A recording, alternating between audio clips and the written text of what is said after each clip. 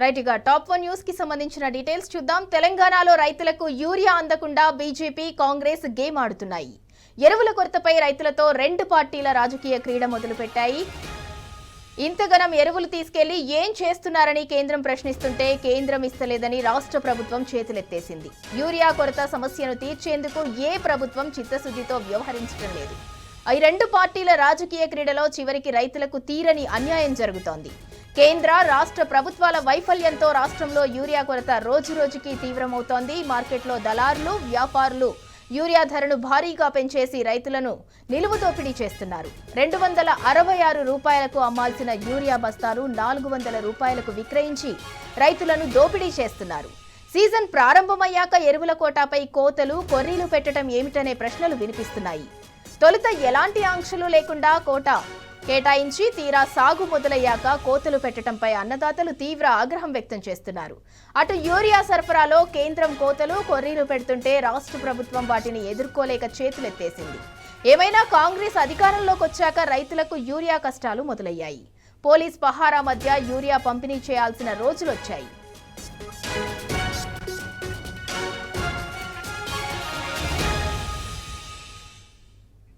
Right, ఇక కరీంనగర్ లో తాజా పరిస్థితిని మా ప్రతినిధి వేణుగోపాలరావు అందిస్తారు. వేణుగోపాలరావు, అక్కడ యూరియా కష్టాలు ఏ విధంగా ఉన్నాయి, కరీంనగర్ లో డీటెయిల్స్ ఏంటి? సింధూరా, ఇప్పుడు రైతులు అయితే గత నెల రోజుల నుంచి కూడా యూరియా కోసం చాలా తీవ్ర అవస్థలు పడుతున్న నేపథ్యం అయితే మనకు ప్రతిరోజు కనిపిస్తుంది. ఎందుకంటే ముఖ్యంగా యూరియా అనేది తప్పనిసరిగా వేయాల్సిన పరిస్థితి ఉంటుంది. ఒకవేళ యూరియా వేస్తేనే దిగుబడి ఎక్కువ వస్తుంది. ఒకవేళ కనుక ఈ యూరియా సకాలంలో వేయకుంటే మాత్రం పెట్టిన పెట్టుబడి కూడా రాని నేపథ్యం ఉంటుంది. నేపథ్యంలో రైతాంగం అంతా కూడా తీవ్ర మనోవేదనతో గురవుతున్నటువంటి పరిస్థితి అయితే మనకు స్పష్టంగా కనిపిస్తుంది. ఒక్కొక్క చిన్నకారు రైతులు, సన్నకారు రైతులు అంతా కూడా మినిమం 5-6 ఎకరాలు ఉంటుంది. వాళ్ళ కనీసం 5-6 బస్తాలు కావాలి. కానీ ప్రస్తుతం అయితే ఒకటే బస్తా ఇచ్చి చేయి దులుపుకుంటున్నటువంటి అధికారులు రేపు వస్తుంది, ఎల్లుండి వస్తుందని మాత్రం చెప్తున్నటువంటి పరిస్థితి. క్యూ లైన్లలో చెప్పులు పెట్టుకుని పొద్దంతా కూడా ఉన్నా కూడా వస్తుందో రాదో తెలియని పరిస్థితి ఒక నేపథ్యం అయితే, ఇంకోవైపు మినిమం 500-600 మంది రైతులు లైన్ లో ఉంటే 200-300 బస్తాలు వచ్చిన నేపథ్యంలో రైతుల్లో కూడా తీవ్ర ఘర్షణ జరుగుతున్నటువంటి పరిస్థితి. పోలీసు వలయంలో యూరియా పంపిణీ జరుగుతున్నటువంటి పరిస్థితి అయితే ప్రస్తుతం మనకు కనిపిస్తోంది. అంటే రైతులు చెప్పేది ఒకటే, సకాలంలో యూరియా ఎందుకు అందించలేకపోతా ఉన్నారు, మేము పెట్టిన పెట్టుబడి వస్తుందో రాదో. ఇంకోవైపు మీరు అనుకున్న సమయం దాటిపోయిన తర్వాత యూరియా ఇచ్చినా కూడా వృధా అవుతుంది మాకు, కనుక తప్పనిసరిగా మాకు యూరియా సకాలంలో ఇవ్వాలి, మాకు కావాల్సినంత యూరియా ఇవ్వాలని చెప్తున్న నేపథ్యం ఒకటైతే, ఇంకోవైపు అడ్వాన్స్ గా ఒక రోజు ఆధార్ కార్డు కానీ పాస్బుక్ కానీ పెట్టి అక్కడ ఒక చిట్టి తీసుకొని రావాల్సిన పరిస్థితి రైతాంగంలో ఉంది. ఇదంతా కూడా వారికి ఒక రోజంతా కూడా వృధా అవుతున్నటువంటి పరిస్థితి. ఇంకోవైపు అంటే వృద్ధులు, రైతులు చాలా మంది ఉంటారు. ఇటు వృద్ధులు కావచ్చు, మహిళలు కావచ్చు, అనంతా వదిలిపెట్టుకొని యూరియా కోసం క్యూ లైన్లలో ఉండాల్సిన పరిస్థితి ఏంటి అని చెప్పి ప్రశ్నిస్తున్న పరిస్థితి ఒకటైతే, ఈ రోజు ఎల్లారెడ్డిపేట సంబంధించి నిన్న కూడా అంటే ప్రశ్నిస్తే కేసులు పెడుతున్నారంటూ కూడా పెద్ద ఎత్తున రైతాంగం అంతా కూడా ఆవేదన చెందుతున్నటువంటి నేపథ్యం. రాష్ట్ర ప్రభుత్వం ఇప్పటికైనా సకాలంలో ఇప్పటికీ కావాల్సినంత యూరియాని ఇవ్వాల్సిన అవసరం ఉంది, లేకుంటే మాత్రం చాలా నష్టపోతామని చెప్పి మనోవేదన వ్యక్తం చేస్తున్నటువంటి పరిస్థితి. కానీ గత 10-15 రోజుల నుంచి కూడా ధర్నాలు, రాస్తారోకోలు, క్యూ లైన్లు, చెప్పులు క్యూ లైన్లో పెట్టినా కానీ యూరియా అయితే లభిస్తున్నటువంటి పరిస్థితి అయితే మనకు కనిపించట్లేదు. అంటే అందుకే ఇప్పటికైనా కూడా అసలు ఎంత వేశారు, అసలు యూరియా ఎంత అవసరం ఉంటుంది, దీనికి సంబంధించిన రివ్యూలు కావచ్చు, దీనికి సంబంధించినట్టు అంటే ప్రతిసారి కూడా ఒక్కొక్క చోట జిల్లాకు అనుగుణంగా ఎన్ని ఎకరాల్లో వేస్తారు, ఎంత యూరియా అవసరం పడుతుందనే దాని మీద సమీక్షా సమావేశాలు నిర్వహించాలి. కానీ అట్లాంటి సమావేశాలు లేని నేపథ్యంలో దీని మీద ఇది కేంద్ర ప్రభుత్వం కావచ్చు, రాష్ట్ర ప్రభుత్వం కావచ్చు, ఏ ప్రభుత్వం అయినా కానీ రైతులను దృష్టిలో ఉంచుకొని వాళ్ళకి కావాల్సినటువంటి యూరియాని సకాలంలో అందజేయాల్సిన అవసరం ఉంటుంది. కానీ ప్రస్తుతానికైతే అలాంటి పరిస్థితి లేని నేపథ్యంలో ప్రతిరోజు ఏదో ఒక విలేజ్ లో, ఏదో ఒక సహకార సంఘంలో తప్పనిసరిగా రైతుల మధ్య ఘర్షణ జరగవచ్చు, పోలీసులు రావచ్చు, లేదు వస్తుందో రాదో తెలియని పరిస్థితి, ఆధార్ కార్డు అని ఉండాలి, పాస్బుక్ అని ఉండాలి, క్యూ లైన్లో చెప్పులన్నీ పెట్టాలి. ఇలాంటి పరిస్థితి వచ్చిన నేపథ్యంలో రైతులంతా కూడా తీవ్ర మనోవేదనకు గురవుతున్నారు. పెట్టిన పెట్టుబడి వస్తుందో రాదో అని కూడా చాలా పెద్ద ఎత్తున ఆవేదన వ్యక్తం చేస్తున్నట్టు పరిస్థితి అయితే ప్రతి రైతుల్లో మనకైతే స్పష్టంగా కనిపిస్తుంది. Sindhura, right, thank you Venugopala Rao.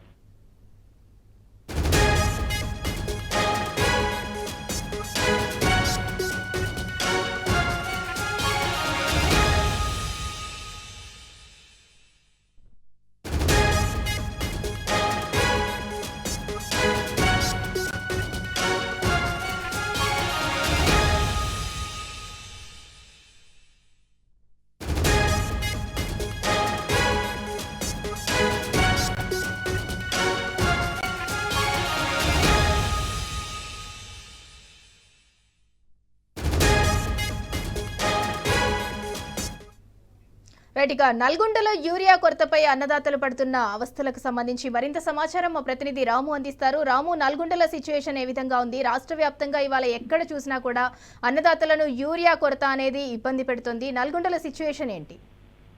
Sindhura, Nalgonda జిల్లాలో యూరియా కొరత తీవ్ర రూపం దాలుస్తా ఉంది. నెల రోజులుగా రైతులు యూరియా కోసం పడిగాపులు కాస్తా ఉన్నారు. కళ్ళు కాయలు కాసేలాగా ఎదురు చూస్తా ఉన్నారు. ప్రతిరోజు సతి కట్టుకొని యూరియా కోసం టౌన్ కి రావడం, లైన్ లో నిలబడడం, యూరియా దొరకపోవడంతో ఊసుమంటూ వాళ్ళ ఇళ్లలోకి వెళ్ళినటువంటి దృశ్యాలు మనకు కనపడతా ఉన్నాయి. ఎక్కడైనా సరే నోబోటుగా దర్శనమిస్తా ఉన్నాయి, క్యూలైన్లు మనకు దర్శనమిస్తా ఉన్నాయి. ఈ రోజు కూడా సూర్యాపేట జిల్లా కోదాడలో, సూర్యాపేటలో, హుజూర్ నగర్ లో, గెరడపల్లిలో కూడా రోడ్డెక్కి నిరసన కార్యక్రమం దిగారు, ధర్నా కార్యక్రమం దిగారు. అక్కడ ఉంటే అధికారులను నిలదీయడం జరిగింది. నెల రోజులుగా తరలాడుతా ఉన్నాం, నెల రోజులుగా ఇబ్బంది పడతా ఉన్నాం, ఒక బస్తా యూరియా కూడా ఇప్పించలేరా అంటూ కూడా అక్కడ ఉన్నటువంటి ప్రజాప్రతినిధులని అధికారులను కూడా నిలదీయడం జరిగింది, రాష్ట్రంలోకి చేయడం జరిగింది. నల్గొండ జిల్లాకు 70,000 మెట్రిక్ టన్నుల యూరియా అవసరం ఉండగా కేవలం 30,000 మెట్రిక్ టన్నుల యూరియా మాత్రమే వచ్చింది. మిగతా యూరియాను తెప్పించడానికి కనీస సోయి గానీ, కనీసటువంటి బాధ్యత గానీ మంత్రులకు లేదా అంటూ కూడా ఆగ్రహం వ్యక్తం చేస్తా ఉన్నారు. సూర్యాపేట జిల్లాలో అయితే పంటలన్నీ కూడా ఇప్పటికే పూర్తిగా నష్టపోయినటువంటి పరిస్థితి కూడా మనకి అనిపిస్తా ఉంది. పంటల ఎదుగుదల అనేది ప్రభావం పడింది, అవన్నీ కూడా రంగు మారుతా ఉన్నాయి, ఎర్రగా మారుతా ఉన్నాయి. పత్తి పంటలు కూడా ఆ కాయలన్నీ కూడా నల్లగా మారిపోయాయి.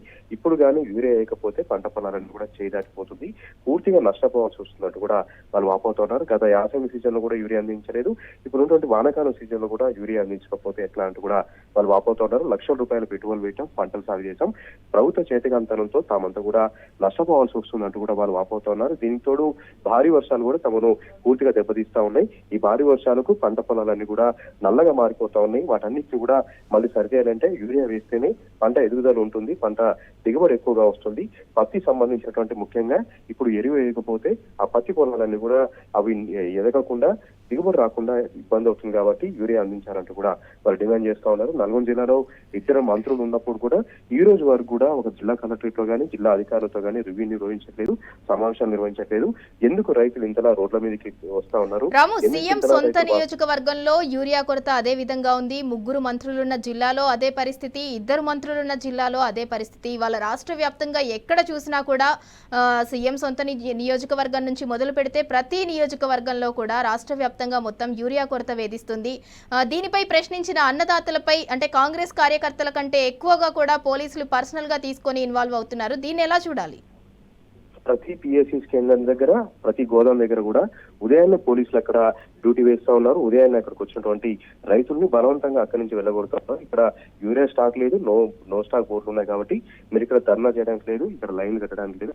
ఇవన్నీ కూడా ప్రభుత్వ వ్యతిరేకంగా వస్తుంది కాబట్టి పోలీసు శాఖ ప్రధానంగా ఇన్వాల్వ్ అయ్యి రైతులను ఎక్కడ ధర్నా చేయకుండా, రైతులను ఎక్కడ అక్కడ అడగకుండా ఉన్నటువంటి పరిస్థితి కూడా మనకు అనిపిస్తా ఉంది. ఎక్కడైనా రైతులు ధర్నా చేస్తే వారిపైన కేసులు నమోదు చేయడం, పోలీస్ స్టేషన్ పిలిపించడం, వేధించడం లాంటి ఘటనలు కూడా నల్గొండ జిల్లాలో పునరావృతమవుతున్నాయి. ఇంత తతంగం జరుగుతూ ఉంటే రైతులు ఇంత ఇబ్బంది పడుతూ ఉంటాయి. ఉత్తమ్ కుమార్ రెడ్డి అయితే 15 రోజులుగా హుజూర్నగర్ నియోజకవర్గం కానీ, కోదాడ నియోజకవర్గం కానీ అడుగుపెట్టలేదు, ఆయన కనపడట్లేదంటూ కూడా రైతులు ఆగ్రహం వ్యక్తం చేస్తా ఉన్నారు. ఎమ్మెల్యేల పరిస్థితి కూడా అదేవింది. ఏ ఒక్క ఎమ్మెల్యే గ్రామాలు తిరగట్లేదు, ఏ ఒక్క నియోజకవర్గంలో కూడా వాళ్ళు తిరగట్లేదు. ఎక్కడ రైతులు నిలుస్తారో, ఎక్కడ రైతులు తమను ప్రశ్నిస్తారటువంటి భయంతోనే కేవలం హైదరాబాద్ కి పరిమితం అవుతున్నారు, హైదరాబాద్ నుంచి తిరుగుతున్నారు. కానీ క్షేత్రస్థాయిలో మాత్రం ఊళ్ళలోకి రావట్లేదు. రైతులు ఆగ్రహానికి గురి కావాల్సి వస్తుంది కాబట్టి ఎక్కడికక్కడ భయపడుతూ తిరుగుతున్నారు. కానీ యూరియా తెప్పిద్దామన్నటువంటి కనీస ధ్యాస కూడా లేదు.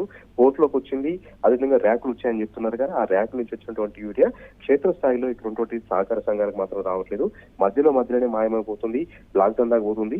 ఇప్పటి వరకు కూడా ప్రైవేట్ లో యూరియా దొరుకుతుంది, కానీ గవర్నమెంట్ లో యూరియా దొరకట్లేదు. ప్రైవేట్ లో పోతేనేమో ఒక్కొక్క బస్తా 1000 రూపాయలు అడుగుతా ఉన్నారు. తాము ఎక్కడి నుంచి పెట్టుబడులు పెట్టాలి, ఎక్కడి నుంచి డబ్బులు పెట్టి కొనాలంటూ కూడా రైతులు వాప్ అవుతున్నారు. దేవరకొండ లాంటి గిరిజన ప్రాంతాల్లో అయితే యూరియా వేయకపోవడంతో పంటంతా కూడా చేదాటిపోవడంతో చాలా ఎకరాలు వాళ్ళు అట్లా వదిలించినటువంటి పరిస్థితి కూడా మనకు కనిపిస్తుంది. మొత్తంగా రైతులలో కూడైతే చాలా దీనస్థితిగా ఉంది, చెప్పలేనంతగా ఉంది. రైతులైతే బోర్లో వినిపిస్తా ఉన్నారు. సింధూరా, రైట్, థ్యాంక్ యూ రాము.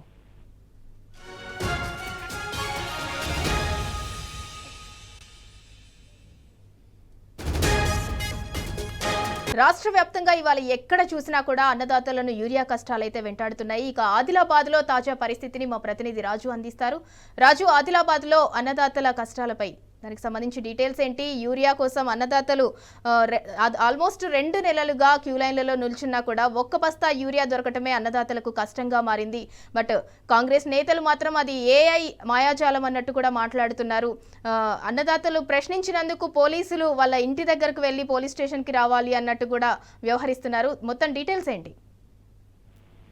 ఇందులో ఇటు ఆదిలాబాద్ జిల్లాలను నిర్మల్ జిల్లాలో ఉమ్మడి ఆదిలాబాద్ జిల్లా కూడా గత 2 నెలలు కూడా యూరియాకు సంబంధించిన కొరత ఉన్నప్పటికీ కూడా అధికారులు మాత్రం ఏమాత్రం పట్టించుకోవడం లేదు. గత 2 నెలలు కూడా ఎక్కడో చోట రోజుకో చోట సైతం రైతులు గ్రామీణ ప్రాంతాలలో సహకార సంఘాల ఎదుట అలాగే పిఐసి సెంటర్ అట ఈ గ్రోమోర్ సెంటర్ల ఎదుట పడిగాపులు పడుతున్న పరిస్థితి జిల్లాలో నెలకొంది. యూరియా కొరత తీవ్రంగా ఉన్నప్పటికీ కూడా అధికారులు మాత్రము ఈ యూరియా కొరతను తీర్చడంలో ఇటు ప్రభుత్వం కానీ ఇటు అధికారులు కానీ ప్రజాప్రతినిధులు కానీ ఎలాంటి చర్యలు చేపట్టడం లేదు. జిల్లా వ్యాప్తంగా కూడా ఆదిలాబాద్ జిల్లా చూసుకుంటే 5,07,000 ఎకరాలలో పంటలు సాగు చేయడం జరిగింది. ముఖ్యంగా పత్తి పంటతో పాటు మొక్కజొన్న, సోయా, జొన్న పంటలు వేయడం జరిగింది. 92,000 ఈ సీజన్ గాను 92,000 మెట్రిక్ టన్నుల యూరియా అవసరం ప్రాథమికంగా అంచనా వేసిన అధికారులు ప్రభుత్వానికి ఈ యూరియా అవసరం ఉన్నట్టు పంపడం జరిగింది. అయితే అందులో ఇప్పటికి కూడా కేవలం సగం మాత్రమే స్టాక్ వచ్చినట్టు అధికారులు చెప్తున్నారు. కేవలం 30,000 మెట్రిక్ టన్నుల యూరియా మాత్రమే జిల్లాకు చేరుకున్నట్టు చెప్తున్నారు. అయితే పూర్తి స్థాయిలో దీనికి సంబంధించిన లెక్కలు కూడా అధికారులు మాత్రం మీడియాకు చెప్పడానికి కూడా వెనుకాడు చేసిన పరిస్థితి కనిపిస్తుంది. అయితే జిల్లా వ్యాప్తంగా కూడా ఈ రోజు చూసుకుంటే ఈ రోజు ఆదిలాబాద్ జిల్లా ఆందూరు మండల కేంద్రంలో పిఐసి ఎదుట పెద్ద ఎత్తున రైతులతో పాటు మహిళలు గంటల తరబడి క్యూ లైన్ లో యూరియా కోసం వేచి చూడాల్సిన పరిస్థితి ఏర్పడింది. అలాగే నిర్మల్ జిల్లాలో చూసుకుంటే నిర్మల్ జిల్లాలో సైతం నిర్మల్ రూరల్ మండలం కోట్ల గ్రామంలో దాదాపు ఇదే పరిస్థితి. గ్రామానికి అవసరమైన 260 బస్తాలు అవసరం ఉంటే రోజు 130 బస్తాలు మాత్రమే రావడంతో రైతులు అధికారులతో వాగ్దానం చేయడం జరిగింది. దాదాపు 2 గంటల పాటు రైతులు ఆందోళన చేయడంతో వెంటనే స్పందించిన అధికారులు అప్పటికప్పుడే మరో 130 బస్తాలు తీసుకొచ్చేసి రైతులను ఎలాగోలా శాంతిపరచడం జరిగింది. అయితే తీవ్ర స్థాయిలో ఉన్న యూరియా కొరతను తీర్చడంలో మాత్రం ఇటు అధికారులు ఇటు ప్రజాప్రతినిధులు పూర్తిగా విఫలమయ్యారని చెప్పవచ్చు. ముఖ్యంగా జిల్లాకు సంబంధించిన జిల్లా ఇన్ఛార్జి మంత్రి జూపల్లి కృష్ణరావు జిల్లాలో వరదలు వచ్చి పంట నష్టం జరిగిన అలాగే గోదావరి ఉప్పొంగి ఈ బైన్సా బాసర గోదావరి పర్యావరణ ప్రాంతాలు అలాగే పంటలు నీట మునిగిన ఇటు ఎరువుల కోసం రోజుకో గ్రామం రైతులు రోడ్డెక్కుతున్న జిల్లా ఇన్ఛార్జి మాత్రం జిల్లా వైపు కనీసం కన్నెత్తి చూడడం లేదు. ఇప్పటికీ జిల్లా ఇన్ఛార్జిగా మంత్రిగా ఆయన నియామకం అయిన తర్వాత కేవలం 2 సార్లు మాత్రమే రావడం జరిగింది. ఒకసారి జిల్లాలో సమీక్షా సమావేశం నిర్వహించి వెళ్లడం జరిగింది. మరోసారి వరదలకు సంబంధించిన వరద ప్రాంతాలను సందర్శిస్తానని చెప్పేసి రావడం జరిగింది. కనీసం దెబ్బతిన్న పంటలను వరదల కారణంగా భారీ వర్షాల కారణంగా దెబ్బతిన్న పంటలను సైతం ఆయన చూడకుండా అధికారులతో అడావిడిగా మీటింగ్ పెట్టి వెళ్ళిపోవడం జరిగింది.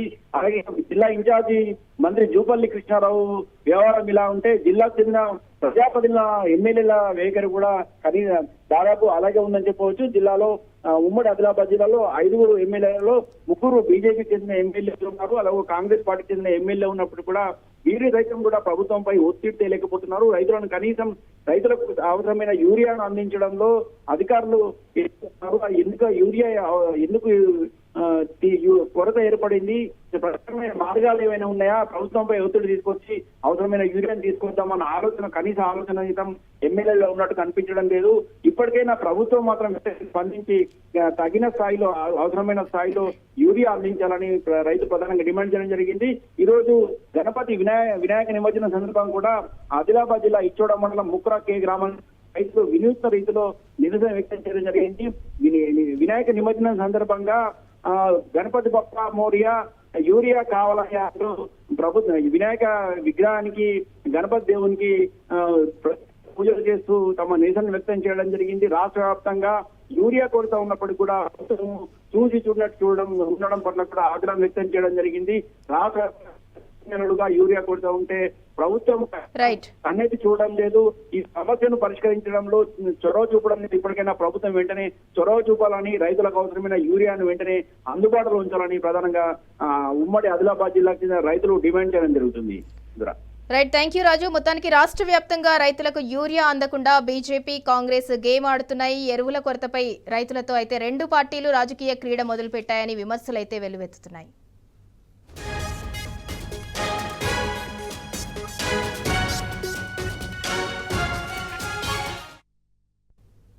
ఇక ఇక టాప్ 2 న్యూస్ కి సంబంధించిన డీటెయిల్స్ చూద్దాం. హైదరాబాద్ లో వినాయక నిమజ్జనానికి సర్వం సిద్ధమైంది. బాలాపూర్ నుంచి హుస్సేన్ సాగర్ వరకు మొత్తం మార్గాన్ని inter departmental coordination committee, Bhagyanagar ఉత్సవ సమితి సంయుక్తంగా పరిశీలించాయి.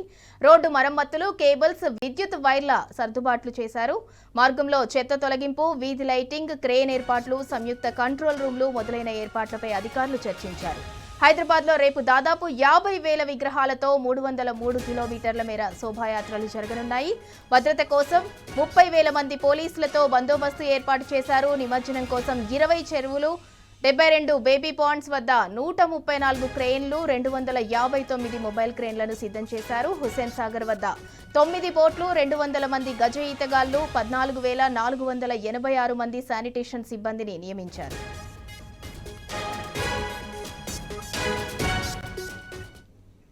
రైట్, ఇక ఇదే అంశానికి సంబంధించి మరింత సమాచారం మా క్రైమ్ బ్యూరో చీఫ్ భాస్కర్ అందిస్తారు. భాస్కర్, రేపు నిమజ్జనానికైతే సర్వం సిద్ధమవుతుంది. రేపు భాగ్యనగరంలో ట్రాఫిక్ ఆంక్షలు కూడా విధించనున్నారు.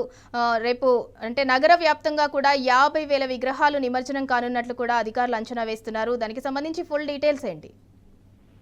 హైదరాబాద్ లో అత్యంత అంగరంగ వైభవంగా జరిగేటువంటి వినాయక నిమజ్జనానికి సంబంధించి అన్ని ఏర్పాట్లు పూర్తి చేసినట్టుగా Hyderabad police commissioner C V Anand చెప్పుకొచ్చారు. గణేష్ నిమజ్జనం గురించి ఆయన మాట్లాడుతూ, శనివారం ఉదయం 6 గంటల నుండి ఖైరతాబాద్ వినాయక నిమజ్జనం మొదలవుతుందని, గతంలో వర్షం పడ్డ సమయంలో జనాన్ని కంట్రోల్ చేయలేక 6 మృత్యువాత పడ్డారని చెప్పి రేపు జరగబోయే పూర్తి చేశాం. ఎన్టీఆర్ మార్గు, పీపుల్స్ ప్లాజా వద్ద నిమజ్జనం చేయడానికి ట్రైన్లు ఏర్పాటు చేశామని చెప్పుకొచ్చారు. గణేష్ మండపాల వద్ద స్థానిక పోలీసులను సలహాలను పాటించాలని చెప్పుకొచ్చారు. నిన్న రాత్రి ఒక వినాయకుడి విగ్రహం ఎత్తుగా ఉండటం వల్ల 6 గంటల వరకు ట్రాఫిక్ జామ్ ఏర్పడిందని, విగ్రహాల ఎత్తుల ప్రకారం స్థానిక పోలీసుల అధికారులతో కలిసి రూట్ మ్యాప్ తయారు చేస్తున్నారు పోలీసులు. సౌండ్ పొల్యూషన్ వల్ల ప్రజలకు ఎలాంటి ఇబ్బంది కలుగుతుంది అనేటువంటి దానిపైన వివరణ కూడా చెప్పుకొస్తున్నటువంటి కనిపిస్తుంది. భాగ్యనగర్ ఉత్సవ కమిటీతో పాటు డీజే సౌండ్స్ వాళ్ళకి సంబంధించినటువంటి అంశంపైన కూడా చర్చించాం. జిహెచ్ఎంసీతో కలిసి రోడ్ల మరమ్మతులు చేస్తున్న సమస్యలు కలగకుండా రూట్లలో డైవర్షన్ ఏర్పాటు చేస్తామని చెప్పారు. ఇవాళ నుంచి ఖైరతాబాద్ వినాయకుడు శోభాయాత్రకు సంబంధించినటువంటి ఏర్పాట్లు సిద్ధం చేశారు. గత సంవత్సరం ఖైరతాబాద్ గణేష్ నిమజ్జనం కొంత ఆలస్యంగా జరిగిందని సిటీ పోలీసులు 20,000 మంది, జిల్లాల నుండి 9,000 మంది పోలీసులు ఈ బందోబస్తు కోసం వచ్చారని చెప్పుకొచ్చారు. 50,000 విగ్రహాల వరకు హుస్సేన్ సాగర్ లో నిమజ్జనం జరిగే అవకాశం ఉంది. రేపు ఒక్కరోజే 250 కెమెరాలతో హుస్సేన్ సాగర్ వద్ద పూర్తిగా ఆ కెమెరామెన్లను అందుబాటులో ఉంచామని, 9 డ్రోన్లతో హుస్సేన్ సాగర్ వద్ద నిమజ్జనం ఏర్పాట్లు చేస్తున్నామని హైదరాబాద్ పోలీస్ కమిషనర్ సివిఆర్లను చెప్పుకొచ్చారు. 34 జాగిలాలతో ఎప్పటికప్పుడు గస్తీ కాస్తున్నాం అనేటువంటి విషయాన్ని కూడా చెప్పుకొచ్చారు. జాగిలాల రక్షణ సంఖ్య పెంచాలని నిర్ణయించుకున్నాం. 54కు ఈసారి వాటిని పెంచేందుకు అవకాశం తీసుకొచ్చామని చెప్పుకొచ్చారు. మొత్తం ఈ సెంట్రల్ బాగ్ గ్రీటింగ్ దగ్గర ఎక్కువగా దాదాపు 12 జాగిలాలు ఏర్పాటు చేసినట్టుగా చెప్పుకొచ్చారు. మొత్తం దీనికి సంబంధించి అన్ని ఏర్పాట్లు పూర్తి చేశామని, నిమజ్జనాల్లో కూడా ఈ జాగిలాలను వాడుతున్నట్టుగా చెప్పుకొచ్చారు. మొదటి దశలో ఈ 12 జాగిలాలను తీసుకొచ్చామని చెప్పుకొచ్చినటువంటి సిపి పూర్తి స్థాయిలో వీటికి సంబంధించినటువంటి అన్ని ఏర్పాట్లు పూర్తి చేశాం. ఇటు డాగ్స్ పాటు కొత్తగా గుర్రాలను కూడా అందుబాటులో తీసుకొచ్చాం. గుర్రాలు క్రౌడ్ కంట్రోల్లో వాడతాం. మొహరం బందోబస్తులో ఏనుగులు నడుస్తున్నాయి. ఏనుగు చుట్టూ జనాలు ఉంటారు కాబట్టి గుర్రాలతో కూడా క్రౌడ్ కంట్రోల్ చేసేటువంటి కొత్త స్కీమ్ ను ఈసారి తీసుకొస్తామని చెప్పుకొచ్చారు. మొత్తం 50 గుర్రాలు ఉన్నాయి. 3 రిటైర్డ్ అయ్యే స్టేజ్ లో ఉన్నాయి. మిగతా వాటన్నింటినీ కూడా దీంట్లో ఇవాళ వాడుతున్నామని చెప్తారు. ఇక అన్ని రకాలుగా ట్రాఫిక్ ఆంక్షలు తీసుకొచ్చారు, అందుబాటులో ఉంటాయని చెప్పుకొచ్చారు. దానికి సంబంధించినటువంటి ప్రెస్ నోట్ లో ఏర్పాటు చేసినటువంటి ప్రెస్ నోట్ ఏదైతే ఉందో ఆ ప్రెస్ నోట్ ద్వారా ఎప్పటికప్పుడు వారికి వివరాలు అందజేస్తామని చెప్పుకొచ్చారు. ప్రధానమైనటువంటి ప్రొసెషన్ బాలాపూర్ నుంచి కట్టమైసమ్మ టెంపుల్ మీదుగా గుర్రం చెరువు, అదేవిధంగా కేశవగిరి, చంద్రాయనగుట్ట ఫ్లైఓవర్ మీదుగా Mahabub Nagar X road, Falaknuma railway station మీదుగా Aliabad, Nagulachinta, Charminar, Madina, Afzalgunj, SC bazaar, MJ market, Abids X road మీదుగా బషీర్బాగ్, లిబర్టీ జంక్షన్ నుంచి ట్యాంక్బండ్ కు చేరుకుంటుంది బాలాపూర్ గణేష్ అనేటువంటిది చెప్పుకొచ్చారు. మొత్తం ఈ రూట్లో పూర్తిగా ట్రాఫిక్ ఆంక్షలు ఉంటాయని కూడా Hyderabad police commissioner C V Anand చెప్పుకొచ్చారు. ఇకపోతే సైబరాబాద్ పరిధిలో కూడా అన్ని ఏర్పాట్లు పూర్తి చేశామని, ఇప్పటికే వాటికి సంబంధించినటువంటి ప్రెస్ నోట్ కూడా రిలీజ్ చేశామని మహంతి చెప్పుకొచ్చారు. గణేష్ నిమజ్జనం సంబంధించి వస్తున్నటువంటి చెరువుల దగ్గర ప్రజలకు ఎట్లాంటి ఇబ్బంది జరగకుండా ఇటు నిమజ్జనానికి వస్తున్నటువంటి భక్తులకు కూడా ఎట్లాంటి ఇబ్బంది జరగకుండా ఏర్పాటు చేశారని చెప్పారు. Ideal lake Kukatpally police station limits లో ఉంటుంది. ఐడియల్ ఎంట్రన్స్ నుండి రెయిన్బో విస్టా వరకు గణేష్ ఊరేగింపు వాహనాలు అన్ని తప్ప మిగతా వాహనాలన్నింటినీ కూడా అలో చేయమని చెప్పారు. కుకట్పల్లి వైజంక్షన్ నుండి ఐడియల్ ట్యాంక్ బండ్ రోడ్ మీదుగా మాదాపూర్ వైపు వచ్చే ట్రాఫిక్ లో ఐడియల్ ట్యాంక్ ఎంట్రన్స్ వద్ద జేఎన్ వైపు మళ్లించి ఆపై హైటెక్ సిటీ నుంచి మాదాపూర్ వైపు పంపిస్తారు. హైటెక్ సిటీ అదేవిధంగా మాదాపూర్ నుండి కుకట్పల్లి వైజంక్షన్ కు వచ్చే ట్రాఫిక్ ను 4th ఫేజ్ కేపీహెచ్బి నుండి రోడ్ నెంబర్ 1 రెమెడీ హాస్పిటల్ దగ్గర యూటర్న్ తీసుకొని కుకట్పల్లి వైజంక్షన్ కు మళ్లిస్తారు. ఇక ప్రగతి నగర్ లేక్ దగ్గర కూడా కేపీహెచ్బి పోలీసులతో పూర్తిగా బందోబస్తు ఏర్పాటు చేసినట్టు చెప్పారు. అక్కడ కూడా ట్రాఫిక్ ఆంక్షలు కొనసాగుతాయి. ఇటు ఆర్సీపురం దగ్గర ఉన్నటువంటి గంగారం దగ్గర కూడా ట్రాఫిక్ ను మళ్లిస్తున్నట్టుగా చెప్పారు. బటాన్చి నుండి వచ్చేటువంటి భారీ వాహనాలను బిహెచ్ఎల్ జంక్షన్ వద్ద తారానగర్ మార్కెట్, తెల్లాపూర్ అదేవిధంగా గోపన్పల్లి మీదుగా మళ్లిస్తారు. ఇక జీడిమెట్లో ఉన్నటువంటి కట్టమైసమ్మ చెరువు దగ్గర అక్కడ కూడా బందోబస్తు ఏర్పాటు చేస్తారు. గండిమైసమ్మ ఎక్స్ప్రెస్ నుంచి బాలాపూర్ వైపు వెళ్లే భారీ వాహనాలను బాదురుపల్లి జంక్షన్ వద్ద మళ్లిస్తారు. దూలపల్లి విలేజ్ జంక్షన్ వైపు నుండి ఎడమ వైపు తీసుకొని జీడిమెట్ల ఎంప్లాయ్మెంట్ ట్రీట్మెంట్ లిమిటెడ్ దగ్గర మీదుగా బాలానగర్ మళ్లిస్తారు. బాలానగర్ నుండి గండిమైసమ్మ వెళ్లే భారీ వాహనాలను సూరారం జంక్షన్ వద్దకు యూటర్న్ తీసుకునేటట్టు ఏర్పాట్లు చేశారు. ఇక పత్తికుంట ట్యాంక్ రాజేంద్ర నగర్ కూడా చాలా కీలకమైనటువంటిది. అక్కడ పత్తికుంట చెరువు దగ్గర కూడా పెద్ద ఎత్తున వినాయక నిమజ్జనం జరుగుతుంది కాబట్టి అక్కడ కూడా బందోబస్తు పూర్తిగా ఏర్పాటు చేశాం. బుద్వేల్ ఎక్స్టెన్షన్ నుండి హిమాయత్ సాగర్ టోల్ వరకు అన్ని రహదారులను సాధారణ ట్రాఫిక్ కోసం మూసివేయబడుతుందని చెప్పారు. ఇటు గచ్చిబౌలి నుండి ఆరంగర్, దుర్గానగర్, చంద్రాయనగుట్ట, ఎల్బీ నగర్ వెళ్లే వాహనాలు ఎగ్జిట్ 17 దగ్గర ఓఆర్ఆర్ దగ్గర నుండి ఎగ్జిట్ 17 వద్ద కుడివైపు తీసుకొని Himayat Sagar, Chennamma hotel, Sudha colony, simplex, Gaganpahad నుంచి ఇటు దుర్గానగర్ మీదుగా చంద్రాయనగుట్ట వైపు మళ్ళిస్తారు. ఎల్బీ నగర్, చంద్రాయనగుట్ట నుండి వచ్చేటువంటి ఆరంగడ్ అండర్ పాస్ నుంచి పీడీపీ నుండి గచ్చిబౌలి వైపు వెళ్లే వాహనాలు డైరెక్ట్ గా కాకుండా ఇటు కాటదాని నుంచి జగన్పాడ్ మీదుగా శంషాబాద్ వైపు మళ్ళిస్తారని చెప్పుకొచ్చారు. గచ్చిబౌలి నుండి మిగిలినటువంటి వాహనాలన్నిటికీ కూడా ఓఆర్ఆర్ దగ్గర కొన్ని యూటర్న్లు అండర్ పాస్ ఉన్నాయి, వాటిని కూడా ఏర్పాటు చేసినట్టుగా చెప్పారు. ఇక రాచకొండ నుంచి కూడా కొంతవరకు తరూర్ నగర్ అదేవిధంగా మేడ్చల్లో నిమజ్జనం జరుగుతుంది కాబట్టి మొత్తం హైదరాబాద్, సైబరాబాద్, రాచకొండ ట్రై కమిషనరేట్ పరిధిలో 3 కమిషనరేట్ పరిధిలో పూర్తిగా పోలీసులు అయితే నిమజ్జనానికి పూర్తి స్థాయిలో ఏర్పాట్లు చేస్తారు. ఈ నేపథ్యంలో ఇక రేపు పూర్తి స్థాయిలో 50,000 విగ్రహాలు హైదరాబాద్ లో నిమజ్జనానికి రెడీ అవుతున్నాయి. ఇప్పటికే 9వ రోజులో దాదాపుగా 25 to 30% ఉన్నటువంటి విగ్రహాల నిమజ్జనం పూర్తయింది. కానీ ఇప్పుడు ఇక రేపు ఆదివారం గ్రహణం ఉంది కాబట్టి శనివారం నైట్ కన్నా మాక్సిమం గా మిగతా అన్ని గణనాథుల్ని ట్యాంక్ బండ్ దగ్గరకు చేర్చేందుకు ఏర్పాటు చేస్తున్నారు. ఆదివారం తెల్లవారుజామున కన్నా పూర్తి స్థాయిలో ఈ నిమజ్జన ప్రక్రియను పూర్తి చేసేందుకు పోలీసులు ఏర్పాటు చేశారు. పూర్తి స్థాయిలో పోలీసులతో పాటు షీటింగ్స్ కూడా అందుబాటులో ఉంటాయి. అక్కడక్కడ కొంత ఆకతాయాలు తిరిగేటువంటి అవకాశం ఉంటుంది కాబట్టి షీటింగ్స్ కూడా దాదాపుగా 10 బృందాల షీటింగ్స్ ట్యాంక్ బండ్ తో సహా ఇతర రద్దీ ఉండేటువంటి ప్రదేశాల్లో వాళ్ళు కూడా అందుబాటులో ఉంటారనేటువంటి షీటింగ్స్ డీసీపీ చెప్పుకొచ్చారు. ప్రస్తుతానికి హైదరాబాద్ నగరంలో పూర్తి స్థాయిలో వినాయక నిమజ్జనానికి సంబంధించి రేపు ఈ సమయం కన్నా 50% నిమజ్జనం పూర్తి అయ్యేటువంటి అవకాశం ఉంటుందనేటువంటి ఆశాభావాన్ని అయితే హైదరాబాద్ సిపి వెల్లడించారు. Right, thank you Bhaskar.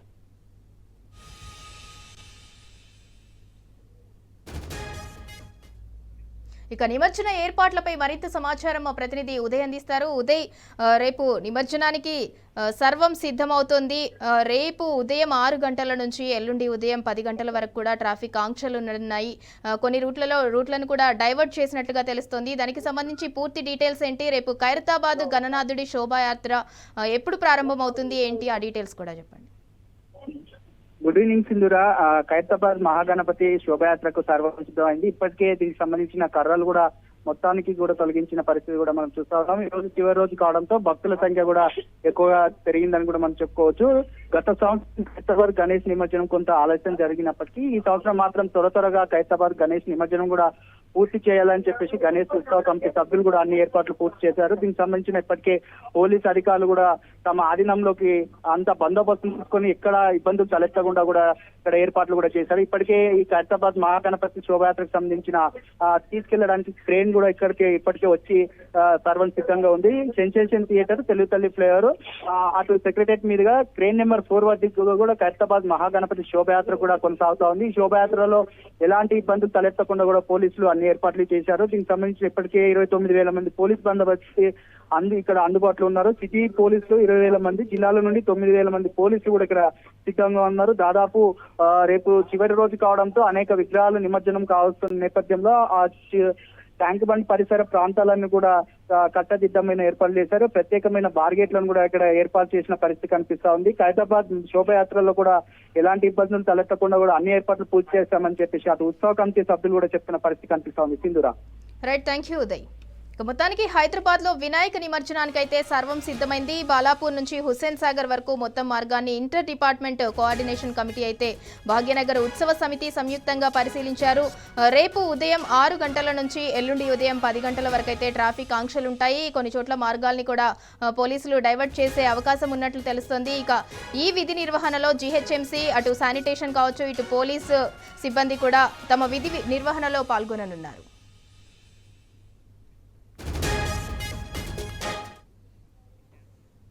Right, ఇక టాప్ 3 న్యూస్ కి సంబంధించిన డీటెయిల్స్ చూద్దాం. కేసీఆర్ పాలనలో ఎడ్యుకేషనల్ హబ్ గా పేరొందిన అశోక్ నగర్ ఏరియా రేవంత్ హయాంలో బోసిపోతోంది. దిల్సుఖ్ నగర్, అశోక్ నగర్ లోని కోచింగ్ సెంటర్లు, స్టడీ హాల్లు వెలవెలబోతున్నాయి. చిక్కడపల్లిలోని సిటీ సెంట్రల్ లైబ్రరీ కళావిహీనంగా మారింది. ఏటా 2 లక్షల ఉద్యోగాలు ఇస్తామన్న రేవంత్ హామీ అటకెక్కటం, జాబ్ క్యాలెండర్ బజాజ్ లెస్ క్యాలెండర్ అవటంతో అశోక్ నగర్ ఏరియా అంతా శోకనగర్గా మారిపోయింది. ఇక రేవంత్ 20 నెలల పాలనలో నోటిఫికేషన్లు లేక నైరాశ్యం, నిరుద్యోగులు ఇంటి ముఖం పట్టారు. ఇక ఇదే అంశానికి సంబంధించి మరింత సమాచారం మా ప్రతినిధి మహేష్ అందిస్తారు. మహేష్. ఏటా 2 లక్షల ఉద్యోగాలన్న కాంగ్రెస్ హామీ కారణంగా కొలువుల ఆశలతో దగ్గర బాట పట్టాల్సిన నిరుద్యోగులు నిరాశగా ఇంటి బాట పడుతుండడంతో ఈ ఎడ్యుకేషన్ హబ్ ఇప్పుడు ఖాళీగా మారుతా ఉన్నది. నిత్యం పుస్తకాలతో కుర్చీ పెట్టేవారు లేక సిటీ సెంట్రల్ లైబ్రరీలో సైలెన్స్ బోర్డుతో పని లేకుండానే పోయిందని చెప్పని లక్షలాది మంది నిరుద్యోగులు విద్యార్థులకు నీడనిస్తూ కడదింపుతూ బతుకు తీస్తున్న చిరు వ్యాపారులు సైతం గిరాకులు లేక దిక్కులు చూడాల్సిన పరిస్థితి నెలకొన్నది. నోటిఫికేషన్ లేక నైరాశ్యంతో నిరుద్యోగులు ఇటీవల అటు జాబ్ క్యాలెండర్ మోసమని తెలిసి నిరాశతో యువత రాష్ట్ర ప్రభుత్వ తీరుపై ఆగ్రహం వ్యక్తం చేస్తున్న పరిస్థితి కనిపిస్తా ఉంది. నిత్యం విద్యార్థులు అటు నిరుద్యోగులతో అశోక్ నగర్ కావచ్చు, ఇటు దిల్సుఖ్ వీధులు కూడా ఇటు నిర్మానుష్యంగా దర్శనమిస్తున్న పరిస్థితి కనిపిస్తా ఉంది. వందలాది మందితో కిటకిటలాడాల్సిన సిటీ సెంటర్ లైబ్రరీ వెలవెలబోతున్నది. విద్యార్థులతో టికెట్సుకోవాల్సిన కోచింగ్ సెంటర్లు కూడా అటు ఖాళీగా దర్శనమిస్తున్న పరిస్థితి కనిపిస్తా ఉంది. నిత్యం రద్దీగా ఉండాల్సిన కావచ్చు ఆర్టీసీ క్రాస్ రోడ్, దిల్సుఖ్ ప్రాంతాలు సెలవు రోజుల నాటి పరిస్థితులు అయితే కనిపిస్తా ఉన్నాయి. ఆయా ప్రాంతాలు ఇప్పటికీ కిటకిటలాడుతున్న చిరు వ్యాపారులకు సంబంధించిన టీ స్టాల్స్ కావచ్చు, హోటల్స్, కర్రీ పాయింట్లు, జ్యూస్ సెంటర్లు కూడా ఇటు గిరాకీ లేకు దిక్కులు చూస్తున్న పరిస్థితి కనిపిస్తుంది. నెట్ హాస్టళ్లకు తాళాలు వేసిన పరిస్థితి కనిపిస్తుంది. అటు జిరాక్స్ సెంటర్లు కావచ్చు, నెట్ సెంటర్లు కూడా మూతపడిన పరిస్థితి కనిపిస్తా ఉంది. కాంగ్రెస్ ప్రభుత్వం ఎన్నికల హామీలు నిరుద్యోగులకు ఏటా 2 లక్షల ఉద్యోగాలు ఇస్తామని నమ్మించి తమను వాడుకొని మోసం చేసిందని కూడా నిరుద్యోగులు రాష్ట్ర ప్రభుత్వ తీరుపై కూడా ఆగ్రహం వ్యక్తం చేస్తున్న పరిస్థితి కనిపిస్తుంది. గత బీఆర్ఎస్ లో అటు అప్పటి ముఖ్యమంత్రి కేసీఆర్ ఉద్యోగాలు భర్తీకి సంబంధించిన నోటిఫికేషన్లకు సంబంధించి ఇప్పుడు నియామక పత్రాలు కాంగ్రెస్ ప్రభుత్వం ఇస్తూ తామే ఉద్యోగాలు ఇచ్చినట్టు గొప్పలు చెప్పుకుంటున్నారని అటు ముఖ్యమంత్రి రేవంత్ రెడ్డిపై కూడా నిరుద్యోగులు ఆగ్రహం వ్యక్తం చేస్తున్న పరిస్థితి కనిపిస్తా ఉంది. అధికారంలోకి వచ్చిన నాటి నుంచి ఇంతవరకు కూడా నోటిఫికేషన్ లేకపోవడంతో నిరుద్యోగుల నిరాశతో రాష్ట్ర ప్రభుత్వ తీరుపై కూడా ఆగ్రహం వ్యక్తం చేస్తున్న పరిస్థితి కనిపిస్తూ మొత్తంగా చూసినట్టయితే అశోక్ నగర్ మొత్తం నిర్మానుష్యంగా నెలకొన్న పరిస్థితి కనిపిస్తోంది. Right, thank you Mahesh. ఇక మొత్తానికి కేసీఆర్ పాలనలో ఎడ్యుకేషనల్ హబ్ గా పేరొందిన అశోక్ నగర్ ఏరియా రేవంత్ హయాంలో అయితే బోసిపోయింది. దిల్సుఖ్ నగర్, అశోక్ నగర్ లోని కోచింగ్ సెంటర్లు, స్టడీ హాల్ అయితే వెలవెలబోతున్నాయి.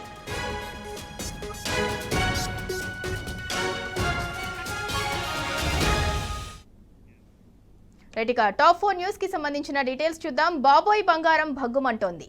సామాన్యులకు అందనంత ఎత్తుకు ఎగబాకుతోంది. ఆగస్టు నెల చివరి 10 రోజుల్లోనే మన బంగారం ధర 100 గ్రాములకు 30,000 కంటే ఎక్కువ పెరిగింది. ఇక ఇదే అంశానికి సంబంధించి మరింత సమాచారం మా ప్రతినిధి యాసర్ అందిస్తారు. యాసర్, తులం పసిడి ధర 1,10,000కు చేరింది. దానికి సంబంధించి పూర్తి డీటెయిల్స్ ఏంటి? Good evening. బంగారం ధర చరిత్రలో ఎన్నడూ లేనంత గరిష్ట స్థాయికి ఇవాళ చేరింది. దీంతో సామాన్యులకు అందరినీ రీతిలో బంగారం ధరలు పైకి వెళ్తున్నాయి. ఇవాళ బంగారం ధరలు చూసినట్లే రికార్డు స్థాయికి చేరిన బంగారం ధర ఆల్ టైమ్ ఇవాళ 22 క్యారెట్ల బంగారం చూసుకున్నట్లయితే 760 రూపాయలు పెరిగింది. దీంతో 1,07,620 చేరింది 10 గ్రాముల 24 క్యారెట్ల బంగారం ధర. మరోవైపు 700 పెరిగిన 22 క్యారెట్ల బంగారం పెరిగి 700 పెరిగి 98,650 చేరింది. దానికి తోడు అటు వెండి కూడా 1,36,900 చేరి వాళ్ళ రికార్డు సృష్టించింది.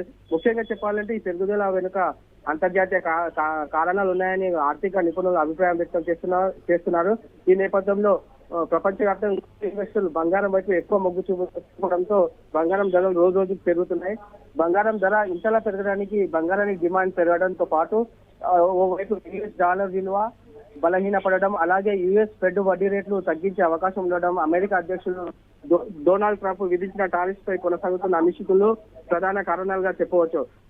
అంతర్జాతీయ మార్కెట్ ధరలు, దిగుమతి సుంకాలు కావచ్చు, పన్నులు, రూపాయి డాలర్ మారక రేటు మార్పులను ఇవన్నీ కలిసి భారతదేశంలో రోజువారీ బంగారం ధరలు చూపిస్తాయి. భారతదేశంలో బంగారం ఆర్థిక పెట్టుబడి ఒకటే కాదు, సంస్కృతిలో భాగంగా కూడా ఉంది.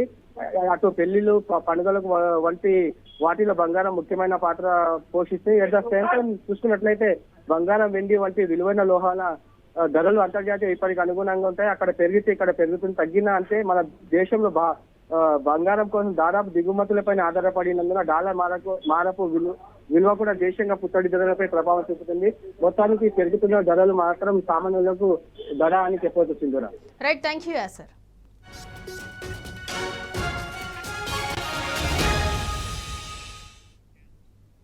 ఇవి ఇవాల్టి top 4 at 4 PM updates. Stay tuned.